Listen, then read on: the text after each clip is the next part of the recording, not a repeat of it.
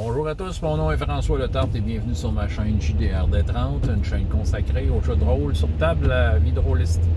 Je vais faire le RPG Week encore, hein, saison 3, épisode 9. Des outils pour faire du jeu de rôle en tant que meneur de jeu. Est-ce que j'utilise différents outils dépendant du jeu de rôle? Est-ce que je vais choisir des outils différents?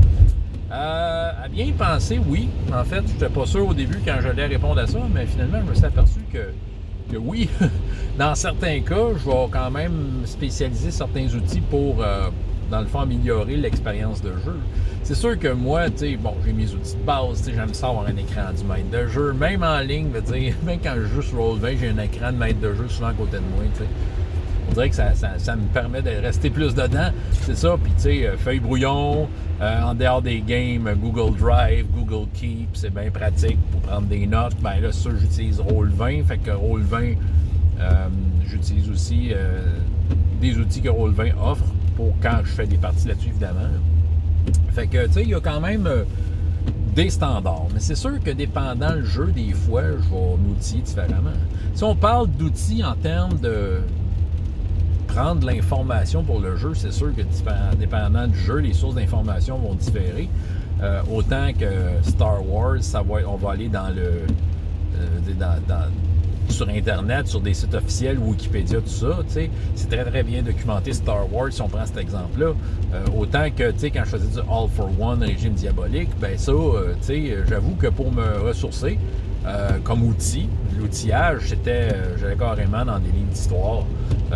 Parce que la partie surnaturelle, je me laissais un peu plus le champ libre, mais au niveau disons, de l'ambiance, j'allais voir ce qui se passait vraiment dans l'histoire. J'essayais de faire le lien entre l'œuvre d'Alexandre Dumas, les Trois Mousquetaires, j'essayais de faire un peu ce lien-là. Fait que, oui. Sinon, quoi d'autre? C'est sûr que, tu sais, si je prends, il y a certains jeux, ouais, pour l'outillage. Écoute, Star Wars maintenant, depuis un petit bout de temps, j'avoue que j'ai de la misère à jouer à Star Wars sans avoir un portable à côté de moi. Parce que justement, vu que le visuel dans Star Wars, c'est assez important, je trouve que justement, faire des recherches sur Star Wars en pleine game, c'est super bon. Tu sais, dans le fond, je vais comme montrer des images. Fait que je suis conscient que c'est pas tout le monde qui connaît tous les noms de tous les vaisseaux, tous les droïdes. Fait que des fois, tu sors de quoi, bang, voici ce que ça ressemble, puis ça nous met dedans. C'est tellement bien documenté que je pense qu'on serait fou de s'en passer. Présentement, les games que je fais, ouais, j'ai un peu de coq à l'âne, mais en fait, outillage, pour prendre, entre les games, c'est sûr que quand j'enregistre mes games sur YouTube, j'essaie de les écouter. Quand je le fais pas, j'essaie de prendre des notes, au moins un résumé de la séance. Sur Facebook, mettons, je vais comme mettre un résumé de la séance accessible à tous les joueurs. Puis c'est ça, comme ça, ils peuvent se rappeler ce qui se passait. Je vais mettre les photos que j'ai trouvées quand c'était Star Wars, mettons. Je vais comme tout dropper les photos que j'ai trouvées pour la séance. En tout cas, c'est ça. Je vais comme m'outiller de cette façon-là. En gros, c'est ça. Des fois, il y a des petites variantes pour t'amener à faire tes séances comme tu le veux, là, t'sais. Je dirais que la différence la plus notable, je vais vous dire, c'est vraiment Hero Kids, où il y a vraiment au niveau du matériel, quelque chose de différent. Premièrement, Hero Kids, les fiches de personnages, quand ils choisissent dans la série de fiches de base, là, à moins qu'ils aient créé leur personnage, mais la plupart du temps, quand je fais du Hero Kids, ils choisissent d'un personnage de base, ben, c'est plastifié, disons que c'est résistant aux manipulations d'enfants. Puis j'utilise des trombones pour noter des affaires sur leur fiche, genre combien ils ont perdu de cases de santé, puis des trucs de même. Je trouve que le trombone, c'est ce que j'ai trouvé de mieux avec Hero Kids. J'ai essayé d'autres choses, genre le crayon effaçable, mais il faisait n'importe quoi, il dessinait le bonhomme, puis c'est ça salopait les cantes pas mal. Ou, qu'est-ce que j'avais?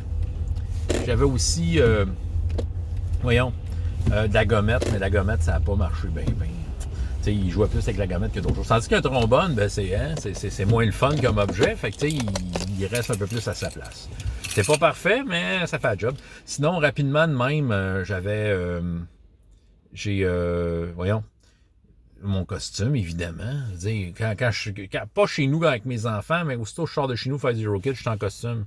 Je trouve que ça, c'est un outil qui est un peu incontournable pour les 5-8 ans.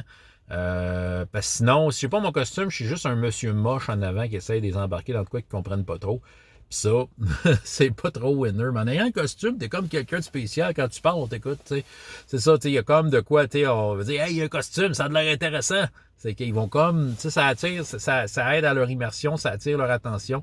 Puis je trouve que je fais le meilleur job quand j'ai un costume. J'ai déjà essayé en dehors de chez nous, en animation, pas de costume pour ces tâches d'âge-là. Je vais vous dire, le costume, ça change tout. Et finalement, ben, les figurines, j'utilise beaucoup de figurines HeroKids. C'est pas mal le jeu que j'en utilise le plus. Puis, tu sais, c'est des figurines en papier. Pour les ranger, j'ai un cartable. J'ai mis des feuilles, tu sais, genre pour des cartes de baseball, là, puis de hockey à collectionner.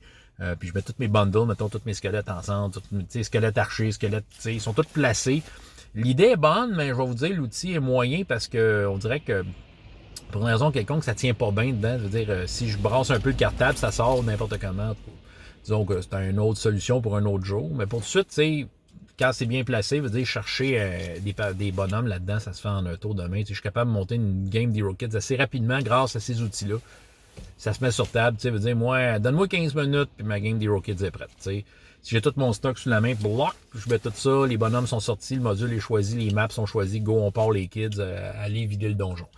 C'est ça, fait que c'est ça que j'avais à dire pour le RPG Week. François Letard, JDRD30, et jusqu'à la prochaine fois, il y a autant de plaisir dans la vie que dans les jeux. Au revoir.